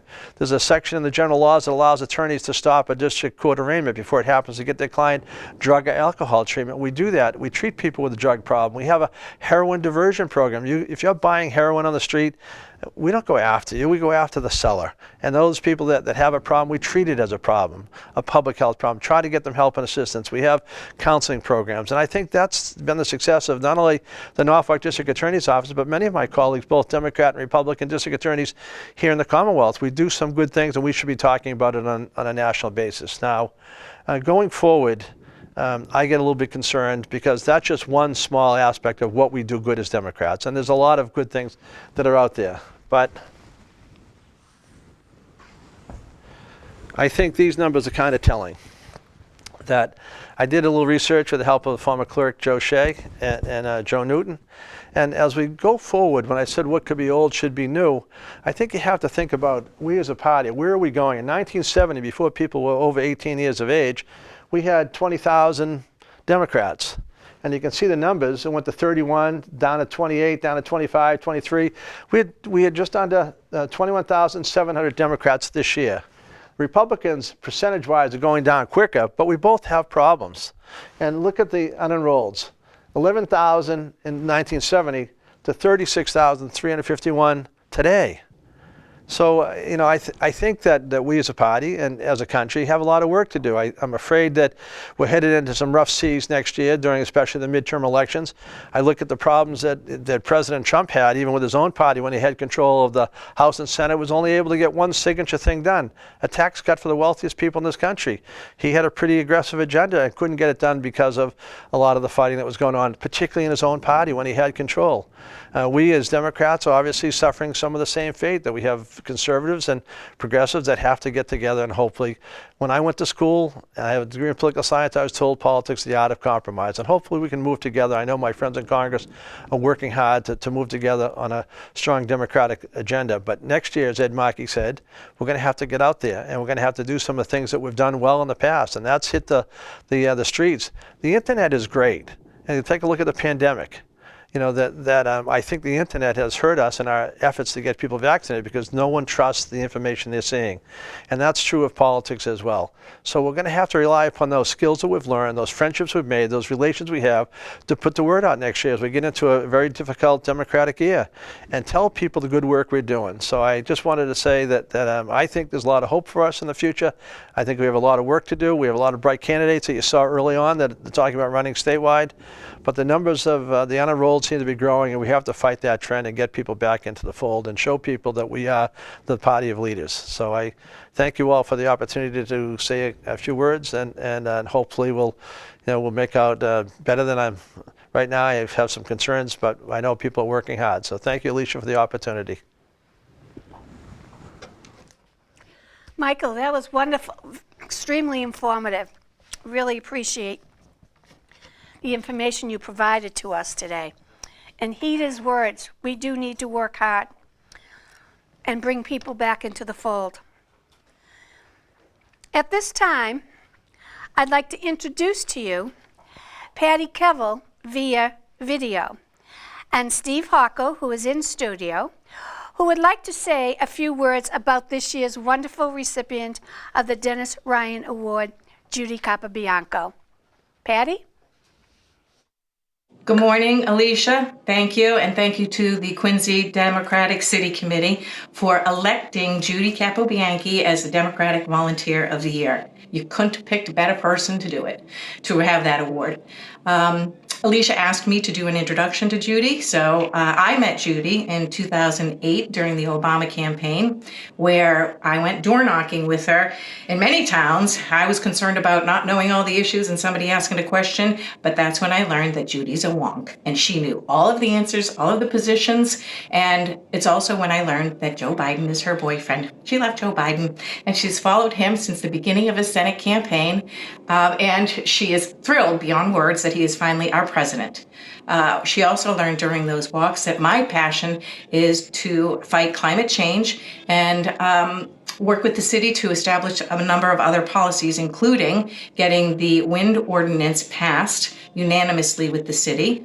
And she helped me work with home energy efficiency team, Quincy Heat, and helping to find homes and community centers where we could work on energy efficiency projects to help fight climate change.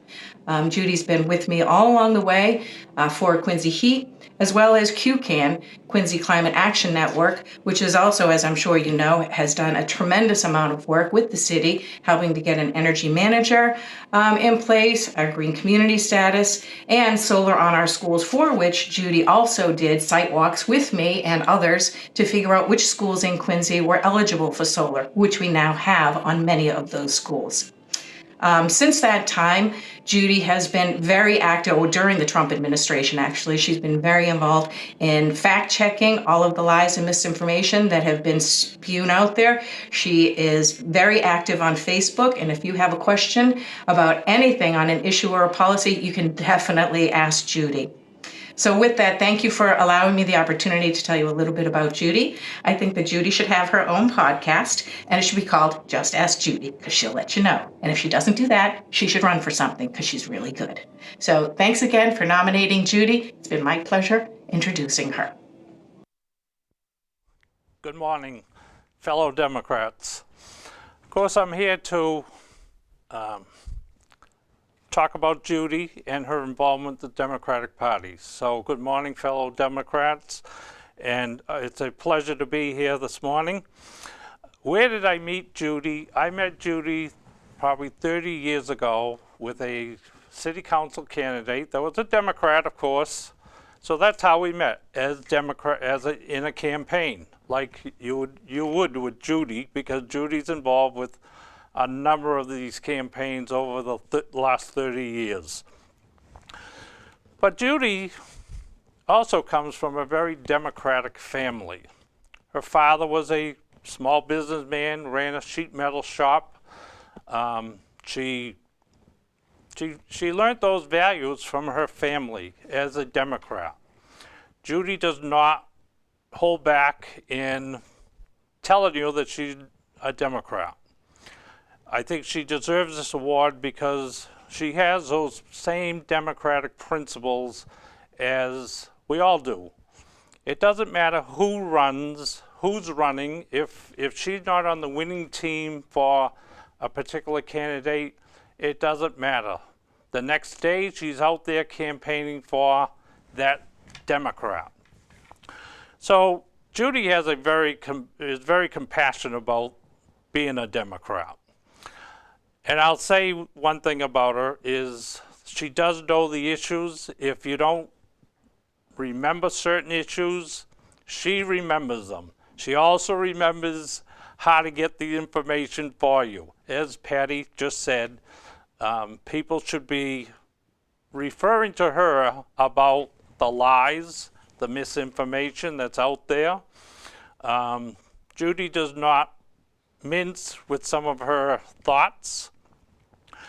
Also, I could also tell you one thing about Judy. She may not agree 100% with a candidate or an issue that the candidate or even the politician that took, but Judy will support the Democrat. I will say no matter what, because it's important to her. She knows that the Democrats take care of the working people that's in society. She knows they take care of the poor people in society. The policies that the Republicans have shown over the last 20 years, I'll say 20 years, it's more than that, clearly shows that they do not care about the working person. They care, if you look at their policies and you look at their platform, it's all about the rich. And of course, Judy is a strong Democrat. She will campaign day and night for a Democrat. We've been on many, many campaigns, and I think this is the reason why she deserves the award. She's actually a foot soldier in our Democratic Party. So with that, I'd like to close just to say congratulations, Judy, and I hope you accept this award, and I'm sure that it's a great pleasure, and it's a great pleasure that she is receiving it. Thank you very much.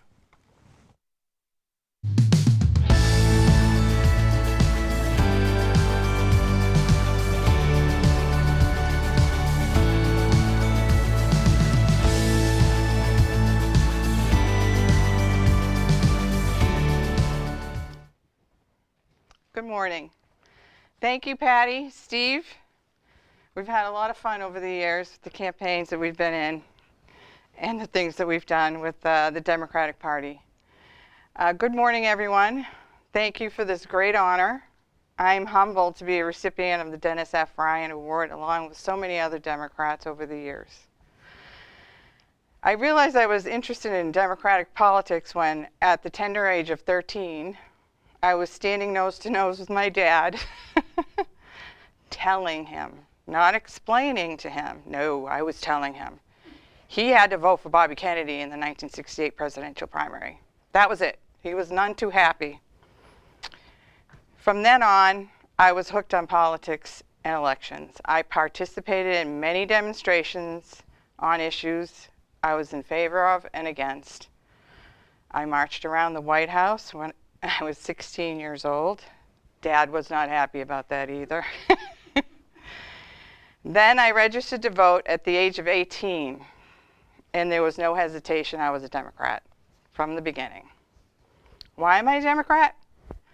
I feel that being a Democrat means you have compassion for people and are committed to helping them to live their best lives by making sure they have everything they need to take care of their families, pay their bills, and live a healthy life. After all, didn't the Founding Fathers want us to pursue happiness? Democrats advocate for every American with laws written and passed by them to help the average American to pursue a good life, like Social Security, the Voting Rights Act, Medicare, Civil Rights Act, clean air, clean water, the Affordable Care Act, and I could go on and on. I believe in these values of the Democratic Party. I have participated in many campaigns over the years, and it is exhilarating when you convince someone to vote for your candidate. When I was making phone calls in Pennsylvania for the Biden campaign, yes, he is my boyfriend, as Patty said. I love him. I talked to a man on the phone, and he told me he was on the fence about who he was going to vote for. He said he had guns, including an AR-15, which I think he said that to me for effect. So, like, you know, I didn't give him any reaction. And he said he got a letter from the NRA that Biden was going to take his guns away. So I said, well, he can't take your guns away. You bought them legally. And I asked if you got the same letter when Clinton and Obama ran. And he said yes. So I said, do you still have your guns? And he said yes. And I said, well, there's your answer. He's not going to take your guns. So the guy said, I think you're right. I think I'm going to vote for Biden. Well, that made my night, of course. And whether you're walking around and talking to people face to face or making phone calls, when you run into a person who is on the fence and you can say something that convinces them to vote for your candidate, it will make your day, and it's worth the time you took to speak to them.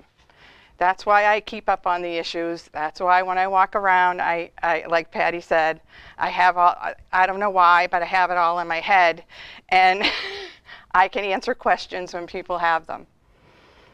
I began my involvement in local politics, Quincy politics, when I moved to Quincy in the early 90s. I met City Councilor Pat Toland, and she asked me to come to a visibility on the Neponset Bridge for her campaign. Well, I got there, and there was a sea of people all the way across the bridge from one end to the other, and I was like, wow, what a sight. So she greeted me and she said, "Now where should I put you?" "I know. I'll put you next to Steve Hockel. He'll talk to you." And of course, if you know Steve, you know he's never without a loss for words. In between many topics, he invited me to join the Ward 4 Democratic meeting, and I've been involved ever since. I've made so many friends over the years and have gone to many state conventions, presidential inaugurations, victory parties. It's been a wild ride, but it's been worth every minute. Those are all the things that happened in the past. But right now, being involved with the Quincy Democratic City Committee has been very satisfying, working with other Democrats on volunteering in the community, creating in-person and remote debates, registering people to vote, setting up campaign headquarters for volunteers, and many other activities we've done. Of course, there's also making new friends and having great conversations. We don't always agree. You should come to our meetings. But we manage to get things done. By the way, we meet every second Tuesday of the month on Zoom these days, except for this month, right? This month, it's this coming Tuesday at 6:30. I have great hope for the future of this committee. We have succeeded in getting younger people involved in the committee, and the contributions they have brought have been invaluable. Last year's and this year's remote Democratic breakfasts have been incredible. The trivia nights, the fundraising for Archie Wahlberg's scholarship fund, the work that many subcommittees have done has been a lot of hard work, but worth the effort. I have no doubt when these younger people are running the committee, they will continue the work of what Democrats do, make life better for the average person. Again, thank you sincerely for this honor. I look forward to continuing to work with all of you for the democratic ideals that are so important to all of us. Oh, here comes my friend I'm Alicia. Going to come over.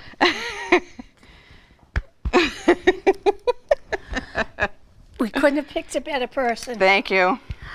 And I hate to tell you, Jude. Yeah. It wasn't the 90s with Pat, it was the 80s. Oh. Because that's when I met you as well. Yes. Stuffing envelopes at Alicia Coletti's. On Samoset Ave. Yep, with a glass of wine. Nothing. We wouldn't do it otherwise. I know. I'm so proud of you. Thank you. I'm so thrilled to call you my dear friend. Thank you. This is why you should become part of these kind of groups, because these are the type of people you meet. Yes. And you stay friends. And we've been friends since the 80s. Yes. So, on behalf of the Democratic City Committee, I want to present you with the Dennis F. Ryan Community Award. Thank you, Judy, for all you do on behalf of Democrats everywhere. Thank you so much. It's a beautiful award. I'll put it on my award shelf. Oh, and I get flowers too. Flowers as well. Thank you, Nancy. Thank you so much. Thank you. It's amazing. Oh, these are beautiful. Thanks, everyone. Well, we have one more person who would like to congratulate you today. Oh, who's that? You're just going to have to look at the video. Oh. Hi, it's Anne Mahoney, and I just wanted to say congratulations to my friend Judy, who's receiving today the Dennis Ryan Award. I think you're the 33rd recipient, Judy, and you should be very, very excited. You know, a lot of people don't know how much you do for the Quincy Dems. You've worked on multiple campaigns. You've gotten out the vote on multiple election days. You've done standouts in the cold. You've done standouts in the rain. And you have made many, many phone calls. Whether it was the presidential elections, to state elections, to local community elections, you were involved. But it's not just that. It's also being involved in your community and your local Quincy Dems. You were there for trivia nights and fun nights and celebrations and getting the word out to registering people to vote, no matter what the election was, and reminding them of the importance of our democracy. So, Judy, today we celebrate you and all of your hard work. And trust me, it has been well worth it. I thank you for all that you've done. I look forward to working with you and continue to make sure people realize the value of democracy, the value of a vote, and the value of being a Democrat. Congratulations, Judy. Enjoy. Thank you so much, Ian. We'd like to begin that as a tradition that the previous year's award recipient congratulates the current year's. I think that was a great idea, and we really appreciate Ian participating with us. Now we turn to the future. Remember, Election Day is Tuesday, November 2nd, and early voting is happening right now. We also must prepare for next year's state elections. The Massachusetts Democratic Party is already setting the groundwork for success in 2022. Here is my vice chair, our vice chair, Melissa Shapiro, to discuss Blueprint to 2022. Hi, Melissa, welcome. Hi, everyone. I'm Melissa Shapiro, one of the Quincy Dems vice chairs, as well as Ward 3 vice chair. I'm also one of your reps on the Democratic State Committee, and I'm here to tell you all about the Mass Dems Relational Organizing Project, Blueprint to 22. So firstly, what is relational organizing? Our award recipient, Judy, is a master of it. Relational organizing is a way we use personal relationships to bring about change in our community. If you've asked a friend to volunteer, reminded your family to vote, or recruited a neighbor to attend a rally, you're already doing it. The idea is pretty simple. A volunteer reaching out to a friend, family member, or neighbor is more persuasive than a volunteer reaching out to a stranger. So now we have some slides to discuss it a little more. So our first slide shows that Blueprint to 22 is the foundation of our 2022 coordinated campaign. It'll take a massive grassroots effort to win back the corner office in 2022 and to hyper-localize the outreach. We're mobilizing volunteers now through our local Democratic committees and their networks. Blueprint to 22 is our relational organizing program to help Democratic committees mobilize their friends, family, neighbors year-round and build our bench ahead of the local and statewide elections this year in 2021 and next year in 2022. Through the 16th-month program with quarterly guided relational outreach projects and regular skill-building trainings, local volunteers and activists will develop tools to become expert Democratic campaigners, strengthen their relationships with their communities, and the program offers volunteers and activists the opportunity to strengthen their skills through regular Mass Dems training. We will be building a hyper-local grassroots effort volunteer corps to take back the corner office and elect Democrats up and down the ballot. So on our next slide, we have what this coalition looks like. To be a successful statewide grassroots organizing program, we need strategic partners at all levels. Blueprint to 22 has outlined the supporting roles needed to build our winning coalition, led by the support of the Mass Dem staff. The town and ward captains are the central hub of information within their city, town, or ward. Captains will work the closest with the grassroots organizers, communicating goals and tracking progress. While the town and ward captains take on a supporting role within their community, they can also have their own precinct assignment. This role decides which options for actions in their town, city, or ward will be supporting for the month and communicates that with the grassroots organizers. The grassroots organizers are boots on the ground. Hyper-focused on growing their personal volunteer corps, these organizers are dedicated to creating deep and lasting relationship with their community connections. Their main charge is to create and maintain 25 community connections over the course of 16-month program. The precinct model of organizing allows us to hyper-localize outreach. This means we can accomplish incredible statewide goals while keeping individual commitment very manageable. Our next slide, slide 3, shows that Blueprint organizers will build their personal volunteer network to strengthen our Democratic coalition. By engaging our networks now, we'll become more effective messengers in election years. Each quarterly activity will help local leaders identify their strongest community connections, build on these relationships, and form new ones. We'll work to both bring in new supporters as well as re-engage people who have been involved in the past. We're calling them to action through our Democratic City and Ward Committee events, like the one we're having right now. There's also the Community Service Initiative, which is something we've already been doing in Quincy as part of our outreach efforts. Lastly, there'll be electoral initiatives to help make sure people are registered and ready to vote. We'll be doing things like registering new voters and helping make sure that previous voters are actively listed on the voter rolls. And our next slide, slide 4, shows the goal of Blueprint to 22 is not simply to complete the tasks or make calls like I've just described. It's to build relationships and skills that last throughout 2022 and beyond. Part of how the Mass Dems will be supporting us is through monthly skill-building workshops. These sessions will have group trainers from across the Commonwealth and country covering different topics to empower our local organizers to design and manage their own outreach and engagement initiatives for years to come. I've taken part in several of these, which are recorded and available online. And our next slide shows the skill-building curriculum of these trainings. Oh, sorry, if we can go to the next slide, please. Okay, great. So these, so the trainings that I've outlined here. Oops, I think we're a couple slides behind. So in this case, we're looking at different focuses each quarter: field leadership and management, digital communication, and culminating with the November 2022 election cycle. For that point, the trainings will be concluded in coordination with the Blueprint to 22 community partners. You can see this in more detail on the Mass Dems website, massdems.org, and go to the Blueprint component, which is www.massdems.org/takeaction/blueprint. You'll be able to find the past recordings on trainings from there. And our last slide shows us our excitement to get started here in Quincy. This is exciting stuff, and we're ready to make things happen in Quincy. The first step is volunteering for your ward as we activate our grassroots organizers and volunteers. Working hyper-local within your ward is the foundation of this program. We're also hard at work planning for our citywide events starting next month. Lastly, we'll be starting our 4th year of Quincy Dems Community Service Outreach projects with our slate of projects, starting with our Martin Luther King Jr. Day project on January 17th. Thank you all, and I hope to see you at our next Quincy Dems meeting. Terrific, Melissa. Thank you very much. And if the three of you could just stay right there, don't you go anywhere. I really appreciate it.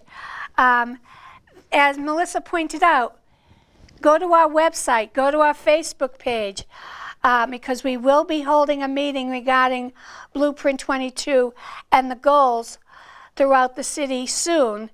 Please let your ward chair know if you'd like to participate.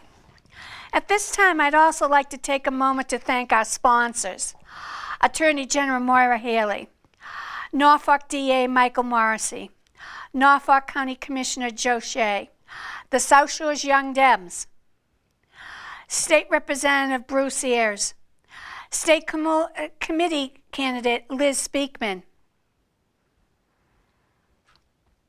Ward 5 Councilor Chuck Phelan, Ward 5 candidate Steve Christo, State Representative Tacky Chan, Mike Berry Jr., Suzanne Condon, and Lisa Vernerin. And we greatly appreciate all the support you give us towards this event every year.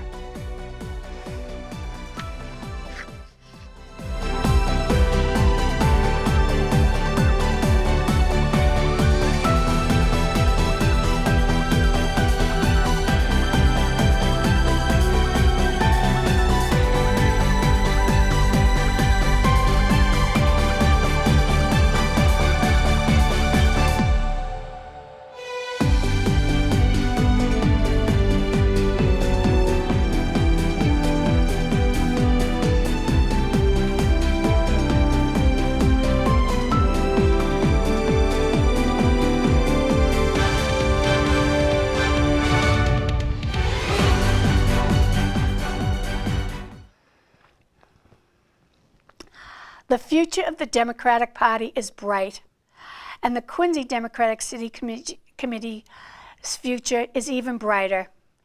If you don't believe me, here are some many and not so many Dems that will show you why.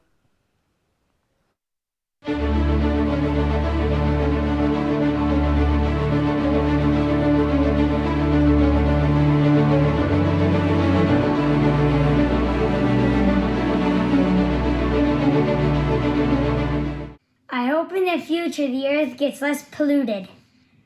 My hope for the future is that COVID goes away and kids are happy. I'm James Byrne, chair of the South Shore Young Democrats. I'm Melissa Shapiro, the Quincy Dems female vice chair and South Shore Young Dems chair emeritus. I also have the privilege of being one of the founding members of our chapter all the way back in 2017. We're proud to be a part of the Young Democrats, an organization that exists to help those 35 and under get involved with the Democratic Party. Our local chapter also offers associate memberships for Democrats through the age of 40, and young at heart Democrats are always welcome to join us. As a part of the Young Democrats of Massachusetts, our mission is to elect Democrats, advocate for progressive issues, and to train the next generation of progressive leaders. We meet the first Wednesday of every month, and we hope that you join us. The purpose of South Shore Young Democrats is to connect Democrats through the age of 35 and now through the age of 40 for associate members by providing networking, volunteering, electoral, and educational opportunities throughout the South Shore.